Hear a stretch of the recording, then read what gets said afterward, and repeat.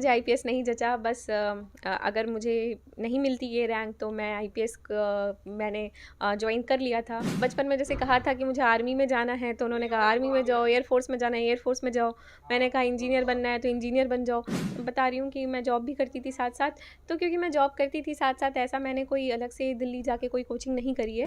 पर अगर आप सालों साल पढ़ेंगे तो आपको 12-14 घंटे पढ़ने की ज़रूरत नहीं। मैंने नहीं पढ़े हैं 12-14 घंटे।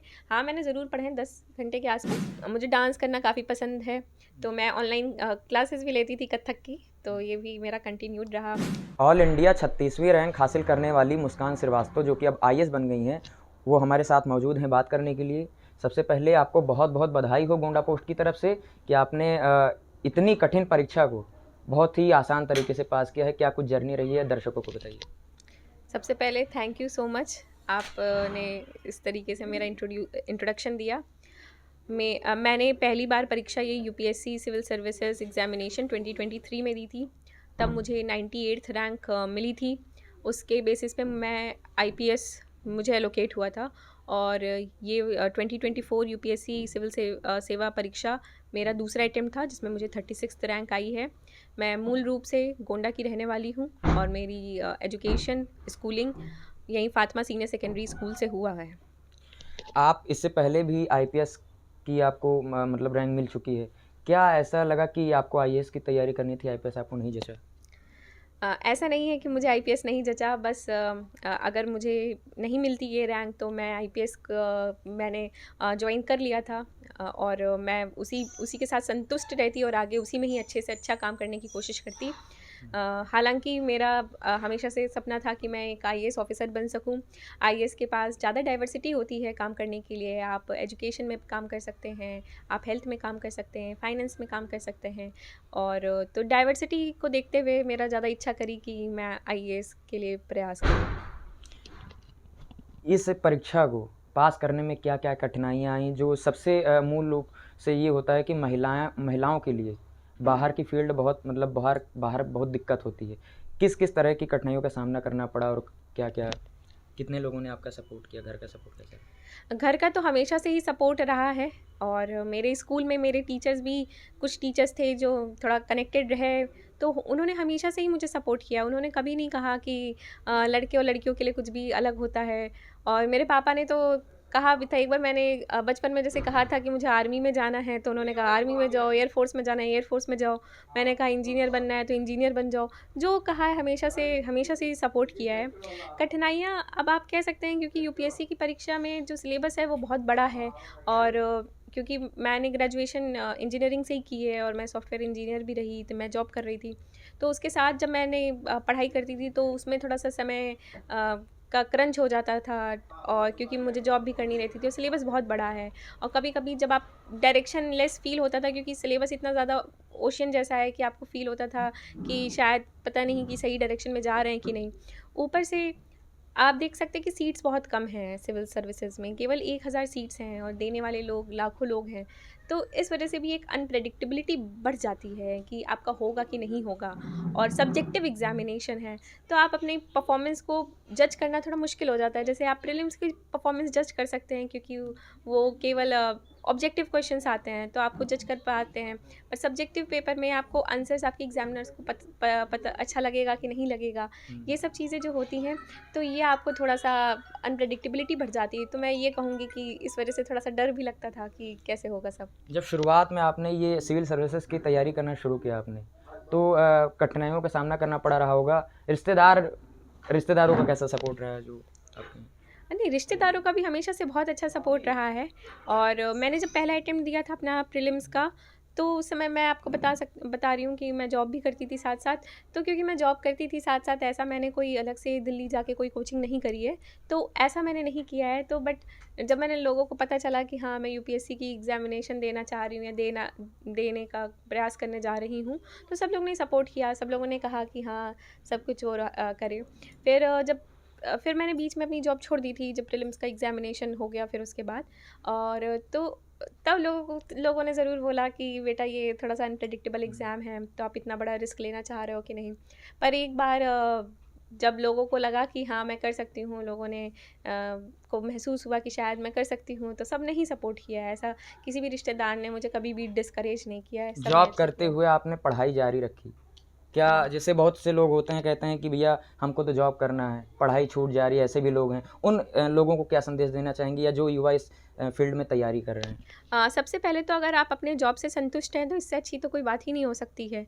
आप हर हर क्षेत्र में बहुत ऊँचे तक की पहुँचा जा सकता है और हमारे देश में हर हर क्षेत्र के लोग हमें ज़रूरत बहुत ज़्यादा है। तो अगर आप संतुष्ट हैं, आप नहीं सेवा मतलब सिविल सर्विसेज़ का एग्ज़ामिनेशन नहीं दे पा रहे हैं, तो उसमें कोई भी हानि की बात तो है ही नहीं।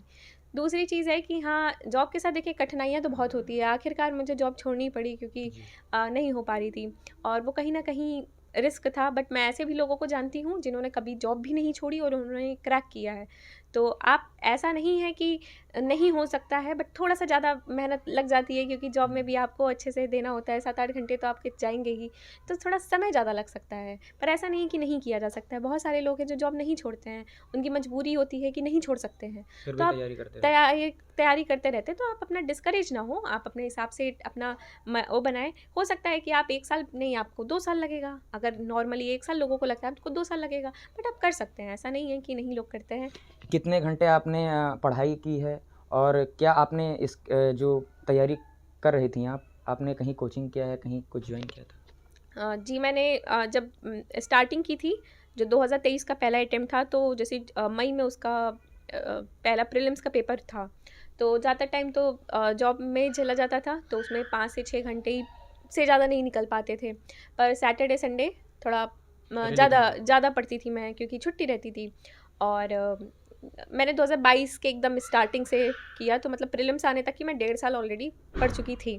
फिर एक बार जब जॉब छोड़ दिया मैंने, जो कि मतलब मेंस और फिर 2023 का इंटरव्यू या 2024 का भी आप कह सकते हैं कहीं न कहीं।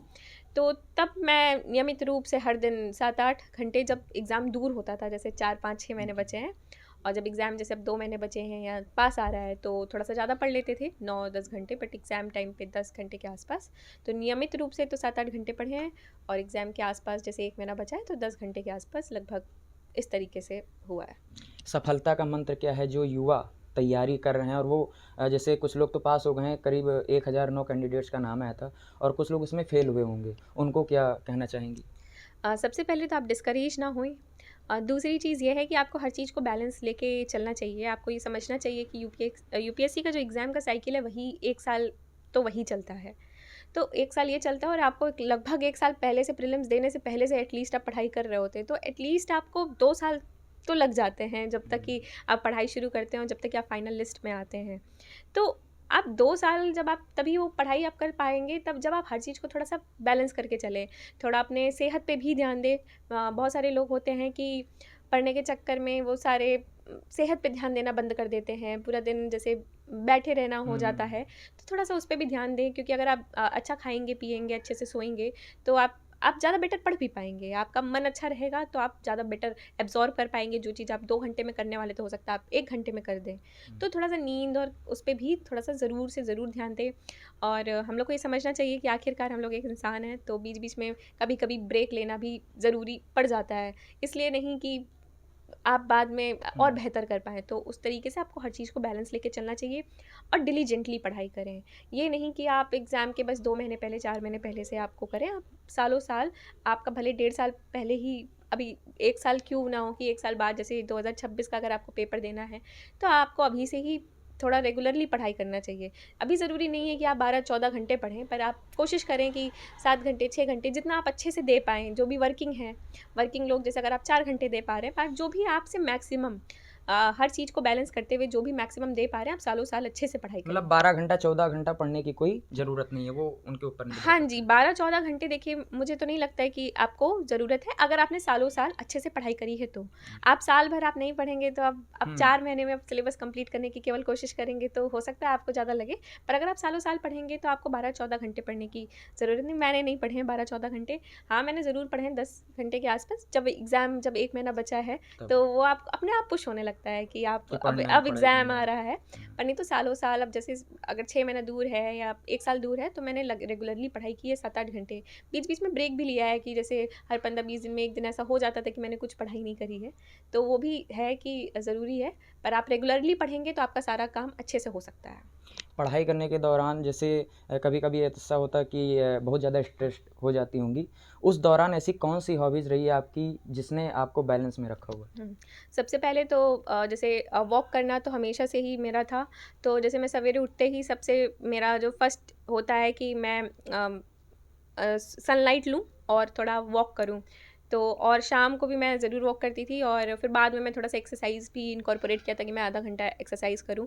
तो उससे भी आपका स्ट्रेस ये तो काफ़ी सारी रिसर्चेज़ में भी प्रूवन है कि अगर आप रेगुलर बेसिस पे एक्सरसाइज़ करेंगे तो आपका स्ट्रेस लेवल कम रहता था।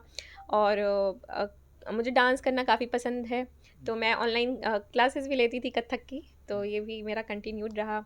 और बीच-बीच में मूवी और ये टीवी सीरीज़ वग़ैरह चलता रहता था कि जैसे पूरा दिन पढ़ लिया, आज बहुत थक गए हैं, तो हुँ। रात में डिनर के बाद थोड़ा-सा मूवी या टीवी पे देख लिया, तो ये सब चलता रहा है। पिताजी आपके क्या करते हैं? मेरे फ़ादर जॉइंट डायरेक्टर हैं animal husbandry department UP government में। जी।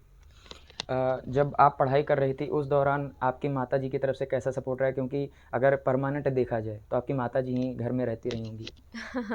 हाँ जी। मेरी मम्मी का बहुत सपोर्ट रहा है और मेरी मम्मी ही थीं जो मेरी सारी बातें सुनती थीं।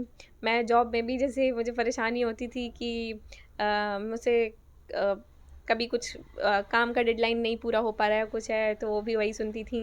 हुँ। भले भले उनकी फ़ील्ड की चीज़ें नहीं थी, उनके नॉलेज की चीज़ नहीं थी, फिर भी लेकिन वो फिर भी वो वो पूरी तरह से सुनती थीं। यूपीएससी का भी जब मेरे से आंसर राइटिंग में प्रॉब्लम आ रही थी या टाइम पे नहीं कंप्लीट हो रहा था, हमेशा उन्होंने ही ध्यान रखा है। और पढ़ाई कर रही थी तो जैसे कभी-कभी ज़्यादा स्ट्रेस्ड आउट है तो खाना भी जैसे टेबल पे ही ला के मुझे दे देती थीं, कभी हुँ। डिस्टर्ब नहीं करती थीं और वो बहुत कोशिश करती थी कि मैं टाइम से सो जाऊँ और पूरी नींद लूँ। उन्होंने कभी नहीं कहा कि 4 घंटे, 5 घंटे सो, वो तो कहती थी 7-8 घंटे कम से कम सो, जब नींद नहीं पूरी होगी तो पढ़ोगी क्या? तो वो बहुत इस चीज़ का हर चीज़ का बड़ा ख़्याल रखती थी मेरे लिए और उन्होंने भी बहुत त्याग किया है। अब मैं कहीं नहीं जा रही हूँ, जैसे उनको कहीं अपने रिश्तेदारी में, शादी में जाना या कुछ है, अब मेरा एग्ज़ाम 1 महीने में लगा है, तो अब मैं नहीं जा रही हूँ, तो वो भी नहीं जा पाती थीं।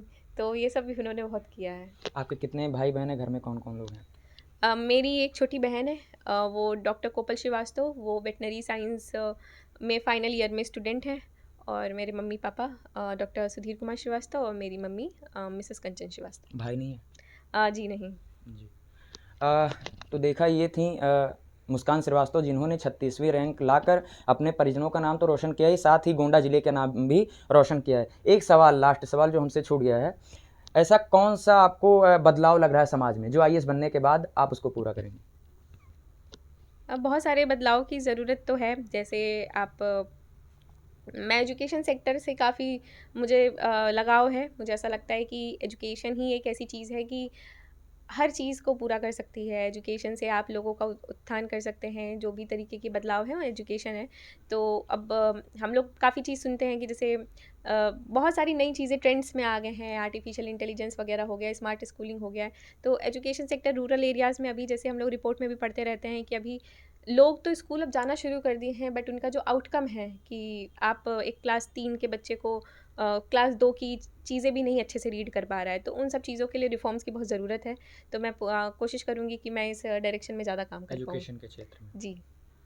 जी, एजुकेशन के क्षेत्र में इनका मुख्य रूप से बता रही हैं कि हम एजुकेशन के क्षेत्र में बदलाव करेंगे और जैसा कि इन्होंने बताया कि पूरे परिवार का इनको सपोर्ट रहा है, रिश्तेदार भी इनके सपोर्ट में रहे हैं। कुछ-कुछ जो कठिनाइयाँ आई हैं, वो जो इनकी हॉबीज़ थी मूवी देखने की, वॉक करने की या जो भी थी, उसने पढ़ाई के दौरान इनको बैलेंस में रखा। देखते रहें गोंडा पोस्ट।